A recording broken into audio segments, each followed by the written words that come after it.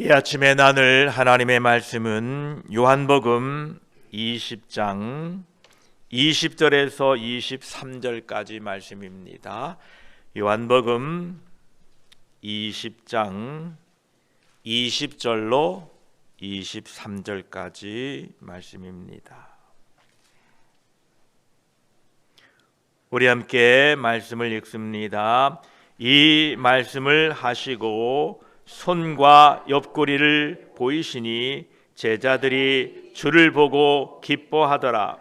예수께서 또 이르시되 너희에게 평강이 있을지어다. 아버지께서 나를 보내신 것 같이 나도 너희를 보내노라. 이 말씀을 하시고 그들을 향하여 숨을 내쉬며 이르시되 성령을 받으라. 너희가 누구의 죄든지 사하면 사하여질 것이요 누구의 죄든지 그대로 두면 그대로 있으리라 하시니라. 아멘. 기도드리겠습니다. 하나님 아버지, 이 아침에도 우리를 불러 예배하게 하시고 이 하루 예배로 열게 하시니 감사합니다. 하나님이 열어놓으신 이 하루 감사와 기쁨으로 하나님의 뜻을 분별하며 살기 위하여 이곳에 모였습니다. 우리를 가르쳐 주시고 성령 하나님을 통하여 생각나게 하셔서 오늘도 성령의 감동 가운데에 하루 살아가는 동안에 하나님의 뜻과 하나님의 놀라운 은혜와 사랑을 발견하고 찬양하며 감사하는 하루 되게 하여 주시옵소서. 이 아침에 말씀을 나눌 때에 성령 하나님 함께하여 주시옵소서. 우리 구주 예수 그리스도의 이름으로 기도드립니다. 아멘. 20장 20절 말씀에 이 말씀을 하시고 손과 옆구리를 보이시니 제자들이 주를 보고 기뻐하더라 말씀하십니다.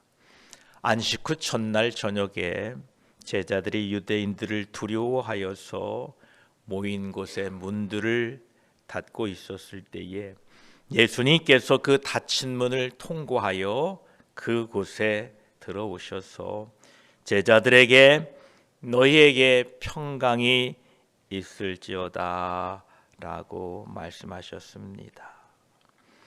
이 말씀을 듣고 제자들은 놀랐습니다. 그리고 이 제자들은 예수님께서 유령이신 줄 알았습니다.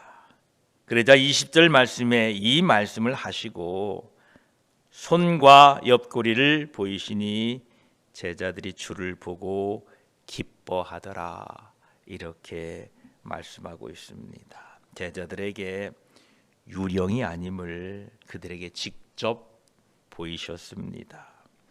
제자들이 십자가에 못 박히시기 전에 알고 계시던 그분이 바로 그들 앞에 나타난 분이십니다. 그리고 예수님은 부패하지도 않고 사람의 몸을 취하여 살아나셨습니다. 그것을 제자들에게 알게 하신 것입니다. 누가는 내 손과 발을 보고 나인 줄 알라 또 나를 만져보라 라고 기록하고 있는데 누가는 인자이신 예수 그리스도를 나타내 우리에게 하나님의 아들 되심을 증거하고 있기에 이처럼 사람의 그 세밀한 내용까지 손과 발 그리고 만져보라 라는 내용을 기록하고 있습니다. 반면에 요한복음은 예수 그리스도께서 하나님의 아들이심을 나타내고자 했기 때문에 손과 옆구리를 강조하고 있는 것입니다. 여기 나오는 손은 예수 그리스도께서 십자가에 못 박히심을 강조하고 있고 옆구리는 창에 찔려 물과 피를 흘리심으로 예수 그리스도로부터 속죄와 구원의 길이 열렸음을 다시 한번 우리에게 알려주고자 합니다.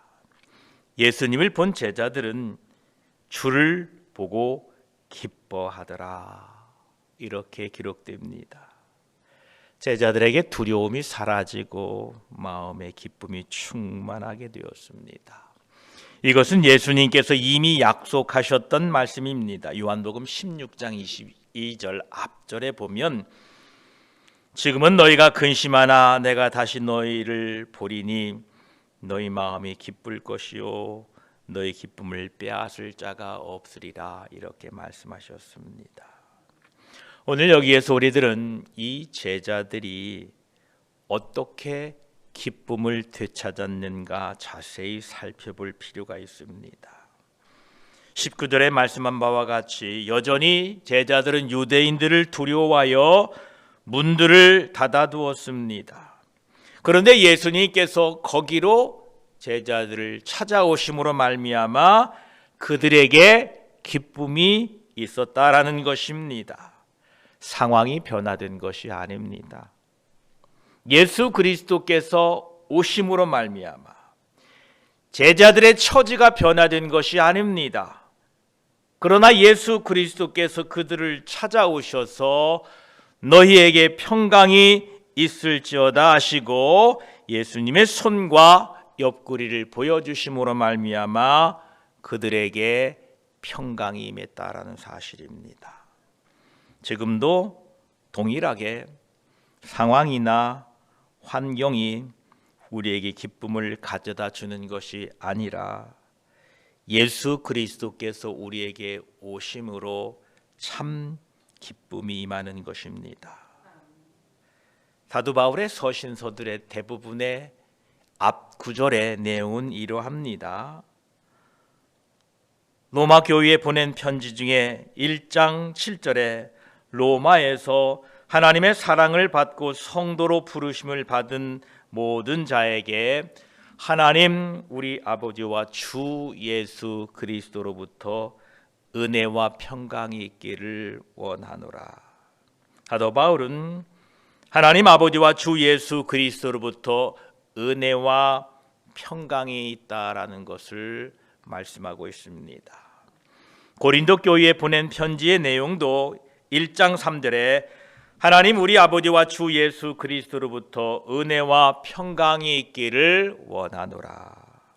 갈라디아 교회에 보낸 편지에서도 1장 3절에 우리 하나님 아버지와 주 예수 그리스도로부터 은혜와 평강이 있기를 원하노라.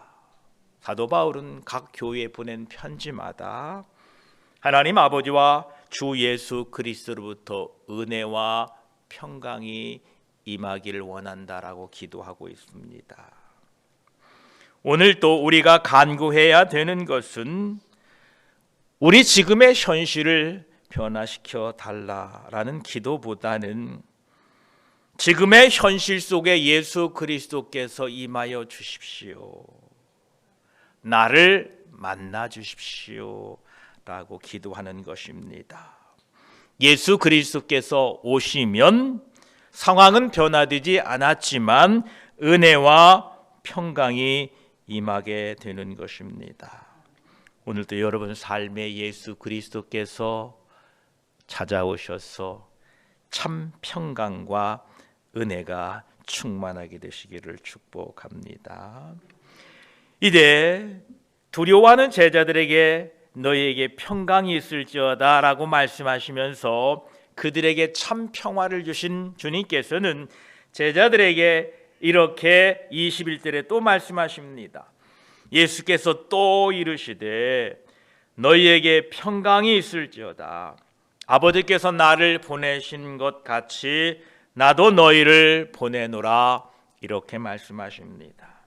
이미 요한복음 20장 19절에 예수님께서는 너희에게 평강이 있을지어다 라고 말씀하셨는데 여기 21절에도 또 다시 한번 너희에게 평강이 있을지어다 라고 말씀하십니다. 이것은 단순한 반복적인 말씀이 아닙니다. 19절에 말씀하신 이 평강은 제자들의 양심을 위한 것입니다. 예수님을 다 버리고 예수님을 따르지 못했던, 그리고 부활했다는 소식을 듣고도 믿지 않았던 그 제자들의 양심을 위하여 예수님께서는 너희에게 평강이 있을지어다라고 말씀하셨고, 여기에 두 번째 나오는 이 너희에게 평강이 있을지어다라는 말씀은 제자들의 그 마음을 위한 것이었습니다. 첫 번째 너희에게 평강이 있을지어다라고 말씀하신 그 평강은 죄인된 우리와 하나님과의 평강을 말씀합니다. 우리 죄인들은 하나님과 평강이 있어야만이 됩니다. 즉 예수 그리스도의 십자가의 죽으심을 통하여 하나님과 누리는 평화를 말씀하고 있다는 겁니다. 두 번째 21절에 나오는 이 평강은 예수 그리스도를 통하여 하나님과 평화를 누리고 있는 우리들은 이제부터 하나님과의 교제를 통하여 평강을 누리라라는 말씀입니다. 우리 모두에게 예수 그리스도의 죽음을 통하여 우리의 모든 죄가 씻겨지고 사망과 심판으로부터 해방되었기에 하나님과 교제함으로 참 평강이 여러분에게 함께 하시기를 축복합니다. 그래서 우리에게는 평강이 있어야 됩니다. 첫째, 하나님과 평강이 있기를 축복합니다. 또 사람과의 평강이 있기를 주의 이름으로 축복합니다. 너희에게 평강이 있을지어다 라고 말씀하신 주님께서는 이제 21절 후반부에 아버지께서 나를 보내신 것 같이 나도 너희를 보내노라 라고 말씀하십니다. 예수님께서는 먼저 너희에게 평강이 있을지어다 라고 말씀하신 다음에 너희도 나도 너희를 보내노라 라고 말씀하셨는데 참으로 복된 말씀입니다. 하나님 아버지께서 우리 주 예수 그리스도를 이 땅에 보내셨습니다. 죄인들과 평화를 이루시기 위하여 예수 그리스도를 이 땅에 보내셔서 십자가에 죽으시고 부활하심으로 예수 그리스도를 믿는 모든 사람들에게 참 평강을 주셨습니다. 이제 우리들이 예수 그리스도의 그 평강을 받고 그 평강을 가지고 세상으로 나아가야 됩니다. 우리에게 주신 평강은 나의 것임 분명합니다. 내 것입니다. 그러나 이 평강을 가지고 세상으로 가셔야 된다라는 겁니다. 이사야 52장 7절은 말씀하십니다. 좋은 소식을 전하며 평화를 공포하며 복된 좋은 소식을 가져오며 구원을 공포하며 시온을 향하여 이르기를 내 하나님이 통치하신다는 자의 산을 넘는 발이 어찌 그리 아름다운가 라고 말씀하십니다. 저와 여러분, 예수님이 주신 이 평강을 가지고 세상을 향하여 좋은 소식을 전하시기 바랍니다. 좋은 소식이 뭡니까? 뭘 하면 대박 난다더라, 뭐 하면 좋다더라 라는 것도 좋은 소식이지만 우리 죄인된 인간들에게 가장 좋은 소식은 예수 그리스도를 통한 하나님과의 평화가 가장 좋은 소식입니다. 죄로부터의 자유, 영원한 심판으로부터의 자유, 그 소식이 가장 좋은 소식입니다. 이 구원을 선포하고 살아가시기를 축복합니다. 우리에게 평강을 주신 그 예수 그리스도를 증거하고 예수님께서 나를 보내신 것을 믿고 세상에 나아가 이 평화를 선포하고 구원을 공포하고 사시기를 축복합니다. 그러나 쉽지만은 않을 것입니다. 마태복음 10장 23절에 말씀하십니다. 이 동네에서 너희를 박해하거든 저 동네로 피하라. 내가 진실로 너희에게 이르노니 이스라엘의 모든 동네를 다 다니지 못하여 인자가 오리라 라고 말씀하십니다. 예수 그리스도의 복음을 전하는 것은 때로는 환영받지 못합니다. 하나님의 일을 감당할 때는 때로는 환영받지 못할 때가 있습니다. 그러나 낙심하지 마시고 우리에게 받은 이 평강, 우리가 받은 이 평화를 사람들과 함께 나누고 선포하고 살아가시기를 축복합니다. 우리가 주님의 그 평강을 나누고 세상에 전파하기 위해서는 우리에게는 성령 충만이 반드시 필요합니다. 그래서 22절에 주님께서 이렇게 말씀하십니다. 이 말씀을 하시고 그들을 향하여 숨을 내쉬며 이르시되 성령을 받으라 말씀하십니다. 예수님께서는 공생애를 시작하시기 전에 성령으로 기름 부음을 받으셨습니다. 우리들 또한 예수님의 보내심을 받고 주님의 일을 감당하기 위해서는 성령의 기름 부음을 받아야 합니다. 여기 22절에 사용된 숨을 내쉬며 라는 이 단어는 신약 성경 중에 다른 어떤 곳에서도 나오지 않습니다. 딱 한 번만 쓴 단어입니다. 숨을 내쉬며. 그런데 이 단어가 신약 성경에는 하나도 없는데 구약 성경에 딱 나오는 단어, 이 단어가 나오는 곳이 있습니다. 신약 성경은 그리거로 되어 있지요. 구약 성경은 대부분의 성경이 헬라어가 아닌 히브리 말로 기록되어 있습니다. 이 그리거 성경이 바로 신약 성경인데 이 신약 성경이 똑같은 이 단어가 바로 구약 성경 그리거 편에 나옵니다. 원래 히브리 말인데 우리가 70인역이라는 성경을 우리가 들어보셨을 겁니다. 이 성경은 예수님이 오시기 전에 BC 3세기 중반, 그러니까 BC 약 250년, 예수님이 태어나기 전 한 250년 전에 히브리어 알지 못하는 이 히브리 민족, 유대 민족을 위해서, 흩어진 유대인들을 위해서 그때 가장 많이 사용하고 있던 이 그리거로 구약을 전부 이렇게 번역하고 해놓은 그 성경을 70인역이라 이렇게 부르고 있습니다.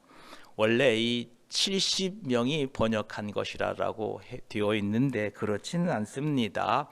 이스라엘의 12지파가 6명씩 파송을 받아서 알렉산드리아에서 이 성경을 히브리 말을 가지고 이 그리거로 번역을 했습니다. 그러니 12지파 곱하기 6명씩이면 몇 명이죠? 72명인데 72인역 성경이라고 하지 않고 어쨌든 70인역이라고 부릅니다.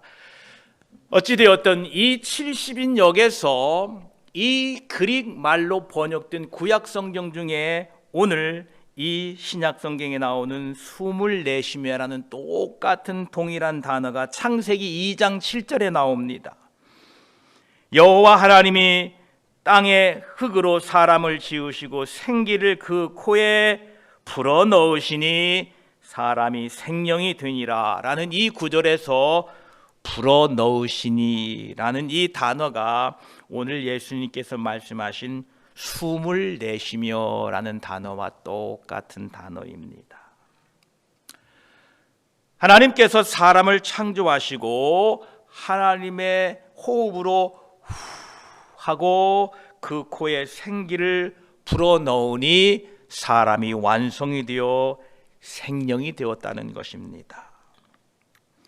이 말씀은 십자가에 죽으시고 부활하신 예수 그리스도를 통하여 새로운 창조가 시작되었음을 알게 한 것, 귀한 말씀입니다. 바로 예수님께서 숨을 내쉬며 이르시되, 그 말씀이 바로 구약성경 창세기에 기록되어 있는 하나님께서 그 코에 생기를 불어넣으시니 사람이 생명이 되니라 라는 말씀과 같다는 것입니다. 즉 예수 그리스도를 통하여 새로운 인생이 시작되었고 새로운 피조물이 시작되었다라는 것을 우리에게 알려주고 계십니다. 그래서 저와 여러분들 안에는 예수 그리스도의 숨결이 있는 줄 믿습니다. 예수님이 숨을 내쉬며 이르시되 성령을 받으라. 그래서 우리 모두는 예수 그리스도의 숨결이 우리 안에 있습니다. 이거를 꼭 믿으시기를 바랍니다. 그래서 이 예수 그리스도의 숨결이 나의 삶을 주장하고 나의 모든 생각을 통치하실 수 있도록 저와 여러분 성령의 충만을 받기 위하여 애쓰시기 바랍니다. 에베소서 5장 18절에도 술 취하지 말라 이는 방탕한 것이니 오직 성령으로 충만함을 받으라 라고 말씀하고 계십니다. 로마서 15장 13절에도 소망이 하나님이 모든 기쁨과 평강을 믿음 안에서 너희에게 충만하게 하사 성령의 능력으로 소망이 넘치게 하시기를 원하노라 라고 말씀하고 있습니다. 우리 안에 있는 이 성령이 불일 듯 일어나도록 여러분 애쓰시기 바랍니다. 저 어릴 때 그 쌀겨, 왕겨 이런 거를 땔감으로 썼어요, 부엌에. 그래서 그거를 쓰려면 조그마한 손풍루가 있어서 이걸 막 돌리면서 이렇게 불을 뗐던 게 있어요. 그걸 부르면 불이 확 일어나요. 우리 안에 있는 성령이 불일 듯 일어나기 위하여 우리는 기도하기를 쉬지 말고, 말씀 읽는 거를 쉬지 말고, 엎드려 하나님의 뜻을 구하는 거를 쉬지 말고 성령의 불이 활활 타올라서 여러분 주님이 보내신 그 보내심의 사명을 잘 감당하시기를 축복합니다. 23절에 보면 너희가 누구의 죄든지 사하면 사하여질 것이요 누구의 죄든지 그대로 두면 그대로 있으리라 하시니라 말씀하십니다. 이 구절은 상당히 논쟁의 여지가 있는 구절입니다. 어떻게 우리가 죄를 사할 수 있을까? 어떻게 우리가 그대로 두면 그 죄가 그대로 있을까라는 이런 논쟁의 여지가 있습니다. 갈비는 예수님께서 사도들에게 죄를 용서하라고 말씀하신 것은 예수님께서 자신만의 고유한 권한을 제자들에게 부여하신 것이 아니다라고 이렇게 말하고 있습니다. 오직 죄를 용서하시는 것은 예수님께만 속한 것입니다. 그러므로 예수님께서 제자들에게 내리신 이 말씀은 죄가 용서되었음을 예수 그리스도의 이름으로 선포하라라는 것입니다. 어떻게 내 자신에게 선포해야 됩니까? 내 죄를 예수 그리스도의 이름으로 회개할 때에 내 죄가 용서되었다라고 스스로 선포하시기를 축복합니다. 또 다른 사람들의 죄도 예수 그리스도의 이름으로 회개하면 그 죄가 없어진다, 지워진다라고 선포하시기를 축복합니다. 그래서 사도 바울은 이렇게 우리에게 말씀합니다. 고린도후서 2장 10절에 너희가 무슨 일에든지 누구를 용서하면 나도 그리하고 내가 만일 용서한 일이 있으면 용서한 그것은 너희를 위하여 그리스도 앞에서 한 것이니 라고 사도들이 받은 그 권한과 권능의 특별성을 밝히고 있습니다. 저와 여러분, 예수 그리스도께서 우리의 죄를 용서하심과 같이 우리도 서로 용서하며 사시기를 축복합니다. 예수님이 용서해 줬는데 내가 용서하지 못할 죄가 어디 있습니까?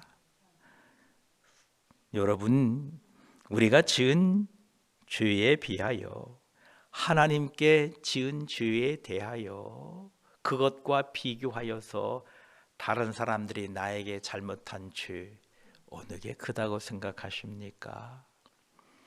하나님께 대한 나의 죄가 크다라고 생각하는 분들은 그 밸류, 그 무게 때문에 다른 사람이 나에게 잘못한 그 죄는 가볍게 용서가 됩니다. 그런데 하나님께서 나의 죄를 용서하신 그 죄의 무게가 가볍게 생각되고 작게 생각되는 분들, 이런 분들은 다른 사람이 나에게 잘못한 죄는 크게 보이고 무겁게 보이면 딜이 안 되는 거예요. 이 거래가 안 되는 거예요. 저와 여러분, 오늘도 하나님께서 나를 위하여 죽으신 그 예수 그리스도의 십자가의 사랑이 큼으로 말미암아 나에게 잘못하고 나를 힘들게 했던 모든 사람들의 죄는 예수님이 내 죄를 용서하심과 같이 서로 용서하며 사실 때에 사단이 저 하늘에서 땅으로 떨어지는 놀라운 광경을 보게 될 것입니다. 여러분들이 회개할 때에 사단의 권세는 꺾이는 줄 믿습니다.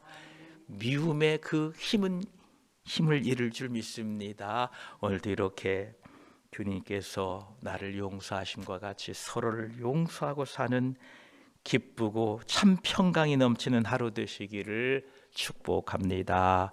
기도드리겠습니다. 하나님 감사합니다. 제자들은 두려워 문을 닫고 있었습니다. 그때에 주님께서 그들에게 찾아오셔서 너희에게 평강이 있을지어다 라고 말씀하셨습니다. 제자들의 상황이 바뀐 것이 아니라, 환경이 바뀐 것이 아니라 예수님이 찾아오시고 그들을 만나 주셨을 때에 그들에게 참 평강이 임했습니다. 하나님, 우리의 삶에도 주님 임하시면 참 평강이 임할 줄 믿습니다. 주여, 우리의 이 캄캄함 가운데 있는, 우리의 혼돈 가운데 있는 우리의 생각 속에 임하시고 이 세상 속에 임하시고 하나님, 우리 주 예수 그리스도의 임하심으로 말미암아 참 평강을 경험하게 하여 주시옵소서. 예수님께서 숨을 내쉬며 성령을 받으라라고 말씀하셨습니다. 이것은 하나님께서 흙으로 사람을 만드시고 그 코에 생기를 불어넣었다는 말씀과 동일한 말씀입니다. 예수 그리스도를 통하여 새 생명을 만들어 주시니 감사합니다. 우리는 새 피조물이 되었습니다. 우리 안에 주님의 숨결, 주님의 호흡이, 성령이 우리 안에 있습니다. 이제 그 받은 성령이 불일 듯 불붙게 하여 주시옵소서. 성령이 충만하도록 우리를 도와 주시옵소서. 하나님, 성령 충만하도록 늘 기도하고 말씀 붙들고 성령의 감동 따라 사는 동안에 성령의 충만함을 받아 세상에 나아가 예수 그리스도를 증거하고 사는 우리들이 되게 하여 주시옵소서. 너희가 누구의 죄든지 사하면 사하여질 것이요 누구의 죄든지 그대로 두면 그대로 있으리라 라고 말씀하십니다. 주님, 우리가 용서받은 나의 죄가 얼마나 큽니까? 영원히 지옥에 가 영원한 심판을 받아야 할 그 죄의 무게를 우리 주님 십자가에서 감당해 주시고 주님 죽으심으로 말미암아 그 죄에서 용서받았습니다. 영원히 심판받을 그 죄의 무게는 참으로 대단합니다. 그런데 우리가 이 땅에 사는 동안에 다른 사람을 통하여 입은 그 죄의 무게는 거기에 비하면 아무것도 아닙니다. 그런데 우리는 어찌하여 그 가벼운 죄를 용서하지 못한 채 살아갑니까? 우리의 믿음 없음을 불쌍히 여겨 주시옵소서.